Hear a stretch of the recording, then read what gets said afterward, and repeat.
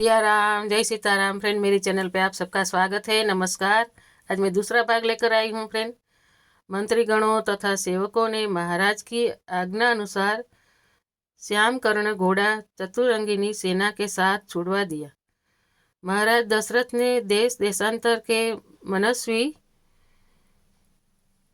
तपस्वी, विद्वान, ऋषि मुनियों तथा पंडितों को वेद विघ्न प्रकांड पंडितों के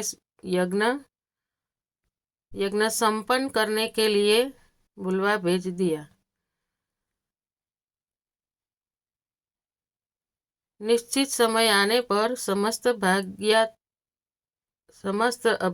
अभ्यागतों के साथ महाराज दशरथ अपने गुरु वशिष्ठ जी तथा अपने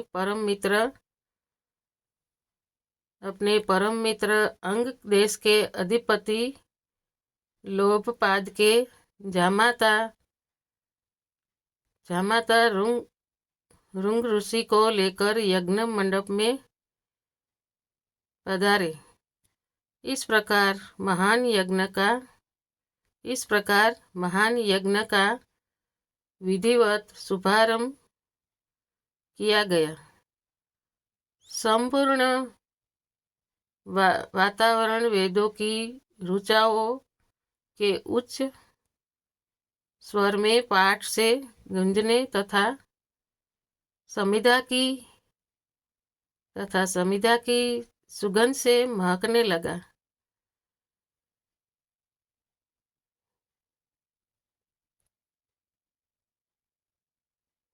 जब दशरथ ने प्रेम यज्ञ करने के लिए सबको बुला दिया,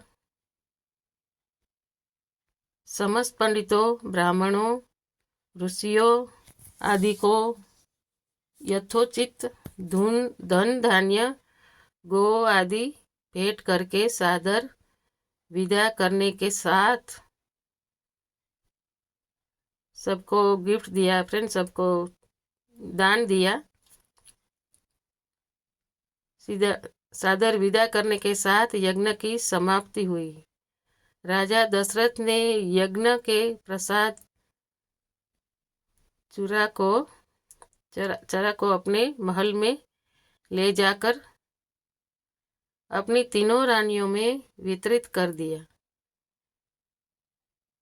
प्रसाद को रानियों में वितरित कर दिया। दशरथ राजा ने प्रसाद ग्रहण करने के परिणाम स्वरूप परमपिता परमात्मा की कृपा से तीनों रानियों ने गर्भधारण किया। प्रसाद आरोग्य के बाद तीनों रानियों ने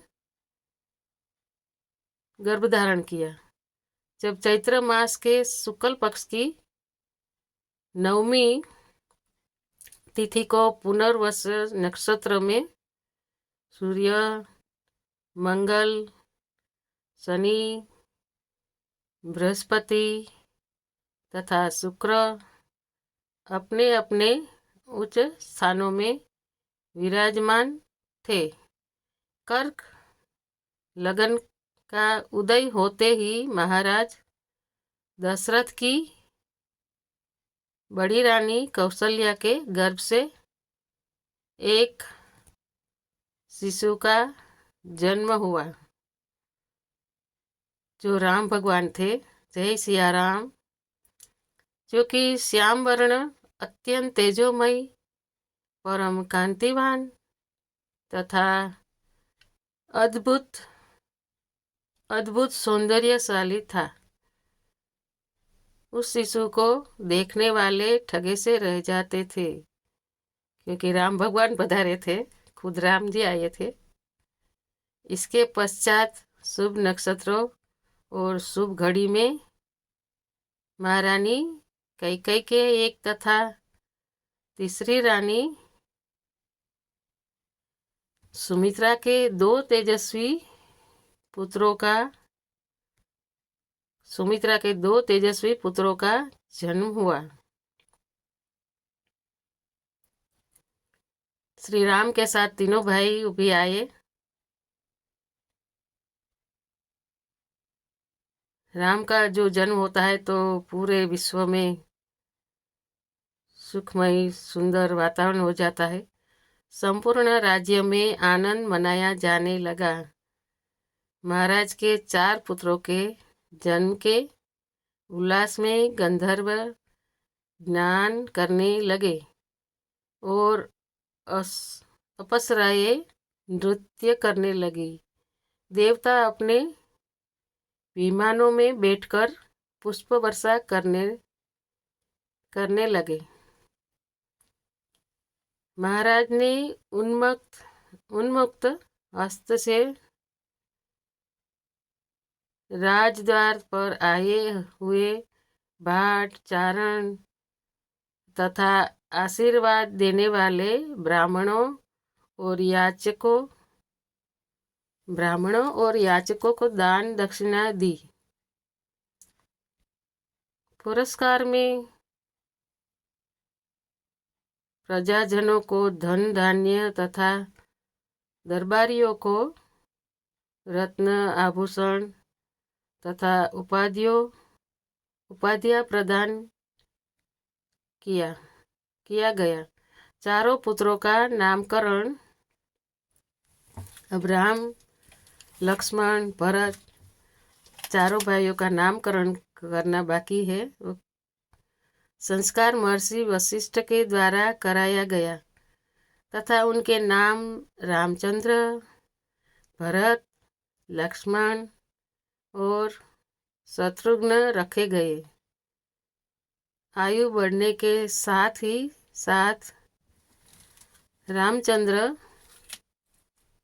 गुणों में भी अपने भाइयों से आगे बढ़ने तथा प्रजा में अत्यंत लोकप्रिय होने लगे।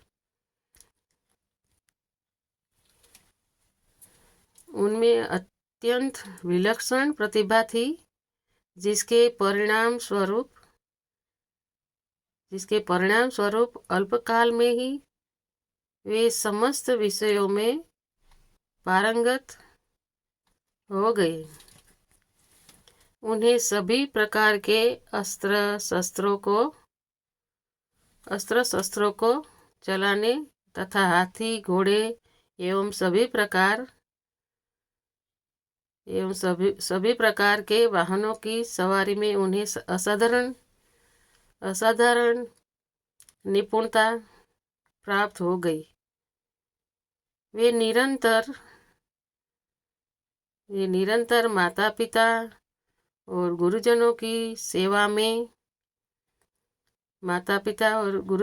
सेवा में लगे रहते थे। उनको अनुसरण से 3 भाई भी करते थे। गुरुजनों के प्रति जितनी श्रद्धा भक्ति इन चारों भाइयों में थी, उतना ही उनमें परस्पर प्रेम और सौहार्द भी था। महाराज दशरथ का हृदय अपने चारों पुत्रों को देखकर गर्व और आनंद से भर उठता था।